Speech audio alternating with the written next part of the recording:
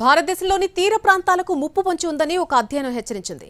తీర ప్రాంతాల నగరాలు కొంచెం కొంచెం కోతకు గురవుతూ భారీగా భూభాగాన్ని కోల్పోతాయని centre for study science and technology policy CSTEP హెచ్చరించింది. 2040 కంతా దేశంలోని పెద్ద పెద్ద నగరాలు భారీ ఎత్తున తీర ప్రాంతాన్ని కోల్పోతాయని నివేదికలో స్పష్టం చేసింది.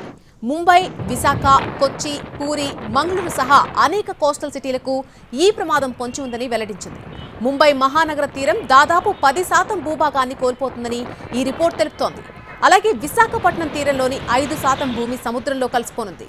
ఉడిపి, పూరి, కొచ్చి, తిరువనంతపురం, కోజికోడ్, హల్దియా, పణాజీ, మంగళూరు, కన్యాకుమారి, యానాంలు సైతం ఈ ముప్పు ముంగిట్లో ఉన్నాయని రిపోర్ట్లో వెల్లడించింది.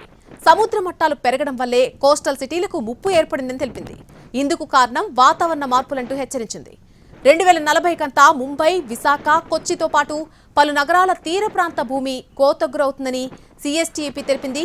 1987 నుంచి 21 మధ్య ఈ నగరాల్లో పెరిగిన సముద్ర మట్టాల స్థాయిలను లెక్క కట్టింది CSTEP. ఇందులో అత్యధిక పెరుగుదల ముంబైదే కనిపిస్తోంది. తర్వాతి స్థానాల్లో హల్దియా, విశాఖపట్నంలున్నాయి. కాలుష్యంతో వాతావరణంలో మార్పులొస్తున్నాయని, ఇదే సముద్ర మట్టాల పెరుగుదలకు కారణమని రిపోర్ట్ స్పష్టం చేసింది. కర్బన ఉద్గారాల శాతం భారీగా పెరిగితే